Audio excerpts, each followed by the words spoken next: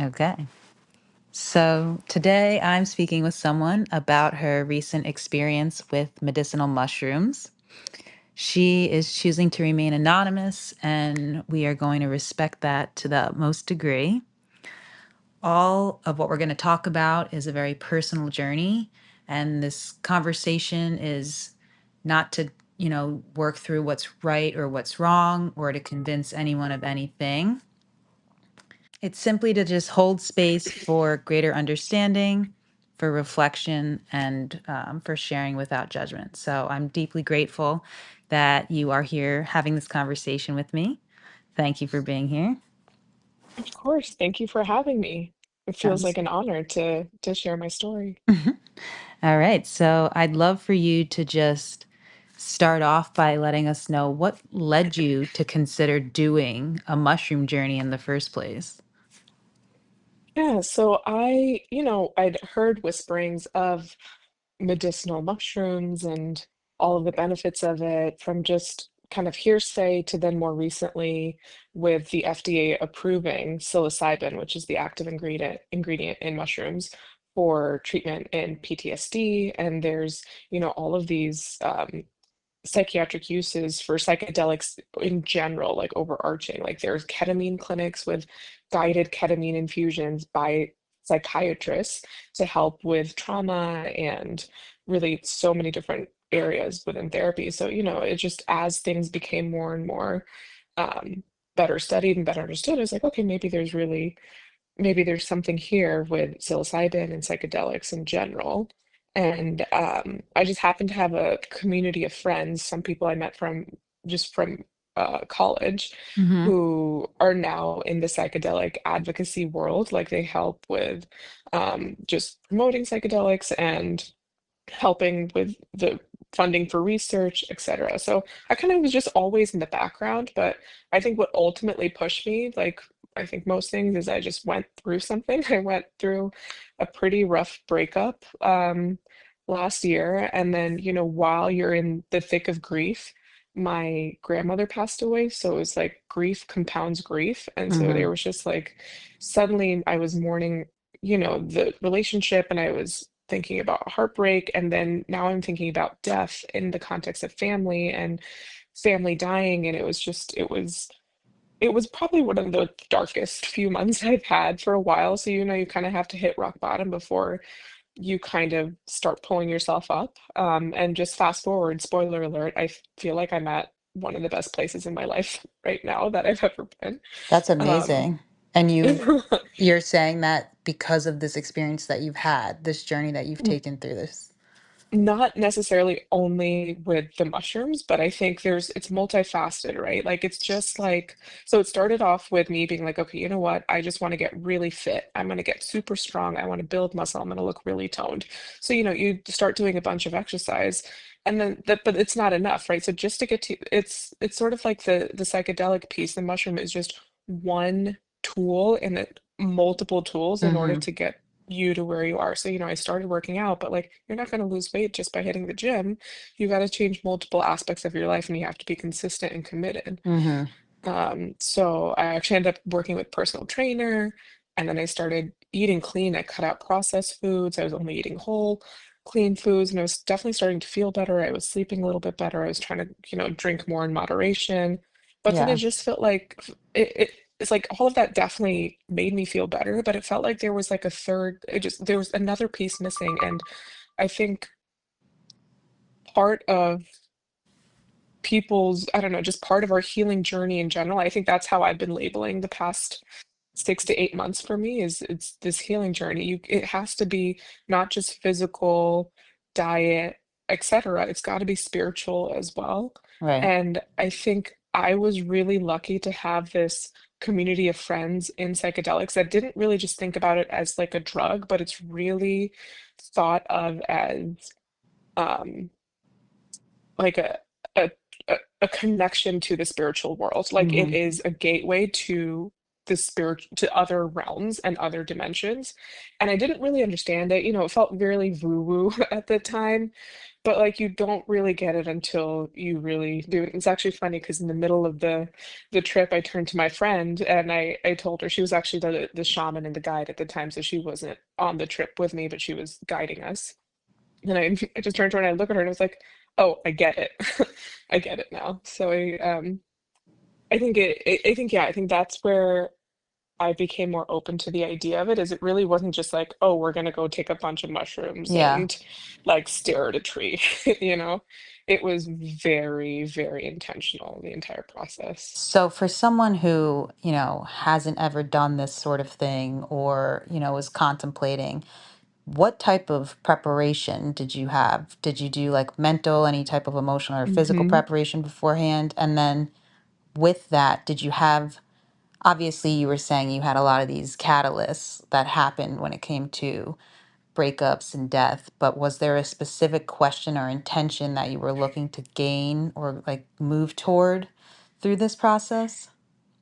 Definitely. Yeah. No, I'm glad you asked that. So I think one thing that even made me comfortable in general is, I have like smoked marijuana before and I've gotten really high before and I tried like low doses of mushrooms before. So it wasn't like this was my entire brand new first experience to drug use. And I think having tried other things and having been high in other contexts actually made me feel a little bit more kind of like like mentally courageous. And like, okay, I think I can Mm-hmm. handle it. Cause I think I was really scared about the trip because I didn't want it to be like an ayahuasca trip, which is really intense. You're like vomiting and it's this deep intense purging and Mm-hmm. really like near death experience type emotional opening. I was like, I don't think I'm mentally like resilient enough to do that. I don't think I'm brave enough to do that at this point, but I wanted to learn more about myself. And so I think something that my friend really did. So the way it worked is she reached out to me and she said, "Hey, I'm gonna open this container." And that's really a lot of the language and vocabulary that they use is like, we're gonna open this container, we're gonna have a ceremony at XYZ time. Is this something you'd be interested in? So it actually kind of fell into my laps and I was like, oh my gosh, yes, I think this is actually exactly what I need in this moment in time. And she was amazing about it. She sent like a 5 paragraph email like the month before we started. So we have the date on when we were going to go upstate. We had a friend's cabin upstate and we were going to have the ceremony there. And so a month before, she actually sent a full preparation plan. She's just like, the idea is you wouldn't run a marathon without training. So this is, you Mm-hmm. think of it as like a mental marathon. So I still remember she said that in the email. It's like, you have to think of this as a mental marathon. We need to start training now. And so for like that entire month before, I worked on my meditation practice. I had kind of meditated here and there, but there are a couple really good apps, like the Insight Timer is a really good app. They have like guided meditations or just like a timer in general.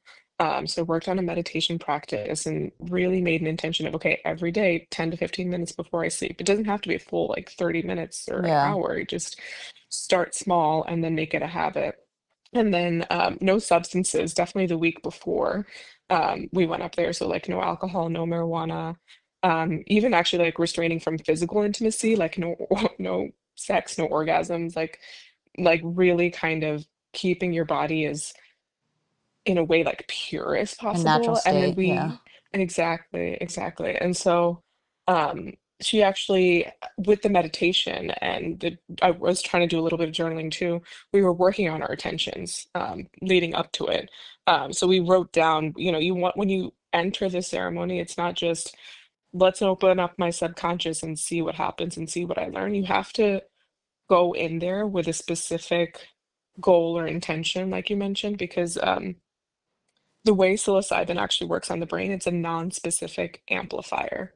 So that means it can amplify anything that your subconscious is really brewing. So you Mm. have to be very intentional with it. So like go in thinking with, okay, what is, so for me, it was, I feel like everyone kind of does this when they're having a big turning point. It's like, what's my next step? Like, where am I going in my life? Mm-hmm. I think the other big thing is like, I do want intimacy. I do want a partner. I was like ready to start dating, but not really ready to start dating. So it's sort of like that restless feeling of like, where do I go from here? Like, am I doing okay? Is everything going to be okay? Like, is this going to work out? And um, trying to just I guess my intention was learning to be comfortable with uncertainty, Mm, um, and trusting the divine timing. I love that. Um, yeah, that was my That's a intention. big So yeah, one. we did a lot of prep going leading up to the trip. Do you think there was a moment during your journey that really kind of cracked something open for you, be it emotionally or spiritually, and where you felt like, okay, I can be patient. I can lean into this whole divine timing, things kind of out of my own quote unquote control. Was there some type of moment, or do you think it was a gradual feeling over the course of the Yeah, experience? I think it was a gradual feeling because that's part of the ceremony and the entire going on these trips is you can't go in it with expectations. You have Mm-hmm. to have zero expectations. So like, yes, I had these intentions and I wanted to direct my journey towards that question, but sometimes things just happen and you kind of have to let it ride. And then there's a whole process. So the actual trip is just the tip of the iceberg in terms of what the medicinal mushrooms is doing. That's just to open up your subconscious. All of the work starts after. When you have unveiled your subconscious, you have to write it all down and figure out, okay, I saw this, this, and this, and I experienced this and this and this. What does all of that mean? Mm-hmm.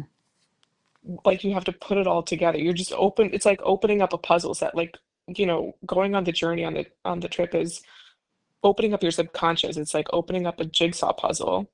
And the next few weeks, you're putting that puzzle together Yeah, to try to processing get at some everything. answer. Exactly. Yeah. And that process is called integration. They have apparently very specific vocabulary for this. So yeah, that entire time is integrating what you've learned.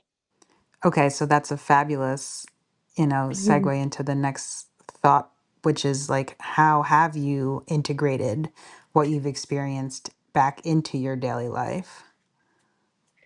Yeah, I mean, I guess to answer that question, I have to share a little bit about what actually happened to me during or happened for me during the trip. And it was just that it was really, really confusing. It felt like, I don't know if you've seen the movie Everything Everywhere All at Once. I have not, but Um, I've heard of it.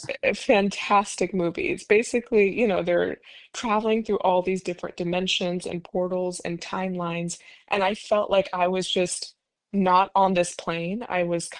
It wasn't like I was floating above myself like a dissociation thing, though there was a little bit of that. It was like I was just going through all these different timelines of what my life could be. Like I Mm, went to some really dark places. I was like, oh, like I could kill myself if I wanted to. I could quit my job if I wanted to. I could move here if I wanted to. And like all of that felt so scary and so overwhelming at the time. And actually at one point I like called out to my friend. I was like, hey, I'm kind of freaking out. Like, can you just calm? And that's the whole reason of her being there. So like thankfully nothing happened to me. Like I wasn't you're actually just so in it that you don't have the volition to do anything crazy or spontaneous or stupid. So, I wouldn't worry about, oh my God, I'm gonna get so high on mushrooms and like cut myself or something. yeah, You're just so you're too heavy to like have the volition to move, but like, your mind is racing in all right. these different planes and the way I processed all of that and like the big takeaway for all of that is like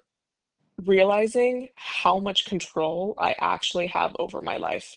So Mm, the fact that basically every single path and possibility that opened up in that moment, in that high state, felt like, oh, this could be 100% possibility if I wanted it to be. mm. And so that was what was really fascinating to me is that, oh, like it just was at the end of the day, when I was integrating, it was encouraging to realize I can actually do anything that I want to if I really dedicate myself to it.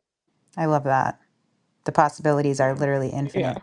Yeah. And it sounds like such an obvious thing, like, oh, you can do what you want if you put your mind to it, kid. Like that's the ultimate message. But I believed it with so much more conviction. Like I was like, oh no, this is like actually like I can do this if I Right. wanted to. So that was probably, I think, my biggest takeaway was the confidence in that, in myself. I mean, I feel like that's such an important lesson, right? Like every day we go through life and we're doing these things and we're wondering, am I leading, down the correct path? Am I Yeah, doing yeah, everything I can be doing? And you question yourself. yeah. But I think that's part of this human experience. So then having a Yeah. moment where you can just be fully aware and acknowledge I have a million different pathways. I can decide whichever Mm-hmm. one I want. And like if I decide Mm-hmm. to go down one and I don't necessarily like it, I can change my course. That's Mm-hmm. so powerful. Mm-hmm. Yeah, the other piece was also, I use the word control, and looking back, I actually don't know that I like the word control, because the other piece that really came out was trusting divine timing. I really started to believe, and like I started to look at the signs from the universe and trusting that everything was happening, like things aligned up really beautifully for me in the next couple weeks. There are so many things that just like kept going my way. Like it'll be something as small, like really, really stupid. Like I need a new pair of jeans, and then that same day I find the Mm, perfect pair of jeans, or like I need an XYZ, and within 24 hours, like you're manifesting yeah. something, and then things just happen. I'm like, wow, this is just the universe's timing. That's like you have to stop and notice when things work out in your way, even when it seems small and mundane, because it's just a clue from the universe. It's a little pat on the back from the universe saying, "No, you're exactly where you're supposed to be. Amen. Keep doing this." Yeah. Uh, And that I love that. yeah, that divine timing is such like a pivotal part of my journey as well. And I've always thought of it, external to me in a sense, like, oh, well, this will happen when the universe Hmm. thinks that it should. But what I have, Hmm. recently uncovered is there's a very personal component to it where when I raise my vibration and I am in Hmm. alignment with the frequency of that which I want, that is Hmm. technically the divine timing. So, Hmm. like Hmm. what you're saying Yeah. is it's like, okay, I want these pair of jeans. Well, if I'm vibrating at that frequency of which those jeans are like readily available to me, they'll come to me instantaneously. Yeah, yeah, yeah. No, basically, I think it's that balance of like believing that you have the full conviction to veer, like you have control of the steering wheel, but you're letting the universe drive, if Yeah. that makes sense. Yeah. Like that's kind of like you're trusting the divine timing. There's someone else pushing the gas pedal, but you get to steer. So, do you feel, I mean, obviously the whole your own purpose and intuition thing, that's a very larger conversation, but do you feel more connected to whatever you feel your purpose is now than you did before? I think it was a stepping stone to get me there. I don't think it's the be all end all. I think just like, that was a key point, but also like getting that personal trainer to me was just as significant, to be Mm, honest, because that helped me develop a new habit. That helped me stick with consistency and realize consistency leads to results. yeah. Like discipline is self-love, discipline is spirituality. Oh, that's a good And one. but As Oprah would have so said, like, that's a but tweetable yeah. moment. Seriously. No, but I think all that to say, like, yes, this mushroom experience was so magical and so profound for me, and helped me get to where I am now, and feeling like I'm still, I mean, I'm also human. I have times where I'm like, I don't know if I'm doing the right thing. I have moments when I cry and I'm like, I don't know that this is where I'm supposed to be. Like I'm only human. So I still go back and forth in that, but I just want to emphasize, like, it's just one piece. So Yeah, I'm a huge fan of this, and I think it can really help people, but it's just one tool. And I think that's unfortunately the truth to life, is that there is no quick fix. There's no just one step and then you're there. yeah, You have to approach it from multiple different angles yeah. to get to where you need to. And I think that's really important as well as like, this is one avenue that anybody can take, but it's not the only avenue. Like if Yeah. someone isn't interested in, experimenting in this way, that's totally fine and fair. If someone is, like that should also be totally fine and fair. Like there's no right or Hmm. wrong. Whatever Exactly. leads us to, the place that we think is best for us, take it. Like take that route. Exactly. And I think that's where actually religion comes in for a lot of people and spirituality. Like that's what this experience was for me. It wasn't about the drug. It was actually helping me connect with my spirituality and figure out where is my faith and like how do I see the world. Mm, Um, and I just like if you don't want to do this, I feel like if religion calls to you and that's one thing that's going to help you get to where you need to, by all means do that. But realize it's exactly. just a single component, you know? I love that. And it just, Mhm. it's a reiteration of how everything is connected. Yeah. Can I tell you my favorite part of the trip? Well, perfect. Yes, I'd love that because I also want you to let, the listeners know what what would you want? Is there anything else like you would really want them to understand about this? Well, I think I keep talking a lot about spirituality because it was one of these moments where literally started crying and I was like, oh my God, magic is real. Mm, It sounds, I was, a lot of it, I was still in that, in my ego in a little bit, right? Where I'm like, sort of borderline, is this too woo-woo? Sort of like, I'm buying into it, I believe it. So I was kind of just at that threshold. yeah. But I just had this moment where that's why I keep talking about how this is not just medicine for me, it's spirituality, so this goes back to when my grandmother passed away, and she was still in the country that I'm from and was cremated. And I video called in to that cremation ceremony. It was like 3 a.m. here, New York time. And obviously, I couldn't go back to sleep after that. It was just so intense to see anything like that. I'd never seen it. Hmm. And then I wake up, it's like 6 a.m. I'm like, fine, I'll get out of bed. And then in the middle of my balcony door is like one of the largest dragonflies I've ever seen. And mind you, I've never seen a dragonfly on my balcony since then or before then. Like that was the one and only time, and I've lived here for 2 years now. I've never seen a balcony on my door, or never seen a dragonfly on my door, and have yet to see another one since. So immediately I was like, oh my gosh, that's her. That's my grandmother. Like she came as it was 3 hours after she was cremated, she came to me as this dragonfly. That was again something that I just needed to hold on to. Actually, I ended up getting a tattoo of a dragonfly. It turns out it has really beautiful symbolic meaning of like Hmm. resilience and change and all this stuff. So I really wanted to, that was another intention that I had in the ceremony is my friend was telling me, it really can, sometimes these journeys are portals to other dimensions into the spiritual world. So our ancestors are present during this. We actually did a lot of prayer.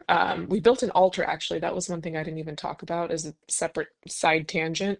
The space that we were in, we cleansed it with sage. We cleansed it with Florida water, which is like this, I think, historically traditional water that's used in spiritual ceremonies.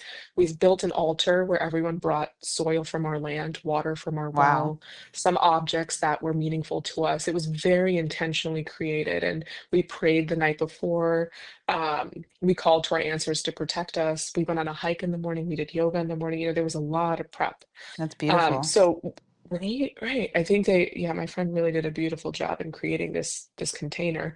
So with all of that in mind, I was like, oh my gosh, it's a portal to the spiritual world. Maybe I'll feel my grandmother's presence. Mm, Maybe I'll get to communicate with her. I'll just feel her there somehow. And I didn't feel anything.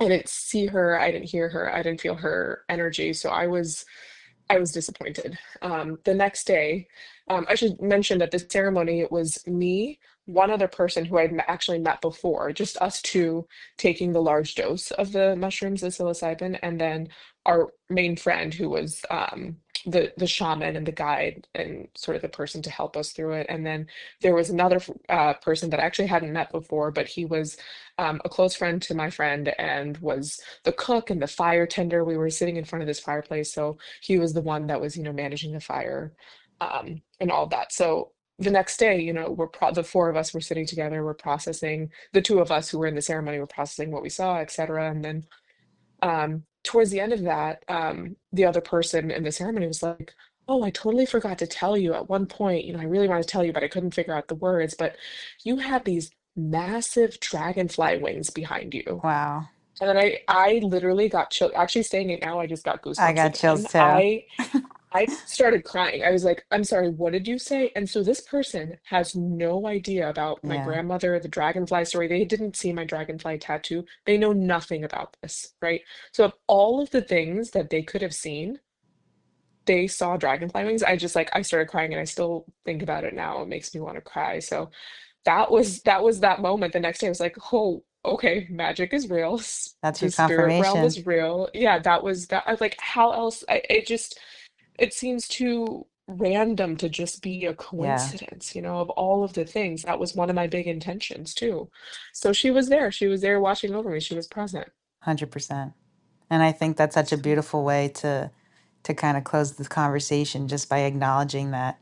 In my personal opinion, I'll say I don't believe in any type of coincidence. I think everything is intentional, and it's whether or not we're able, willing, and like interested in seeing those signs. So it's beautiful that you had that experience, and I'm glad you had the overall journey, through the mushrooms. yeah.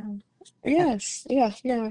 I think I'm a huge proponent of using this as an adjunct to people's healing journeys and self-discovery. well, thank you so much for, showing up, sharing your story, being your authentic self. And I just want to say I appreciate you. And I also want to thank everyone who is choosing to listen to this because it's really special. And I hope that through this conversation, we can help open people's minds up a little bit more. Yeah. Thank you for creating the space. God bless. God bless.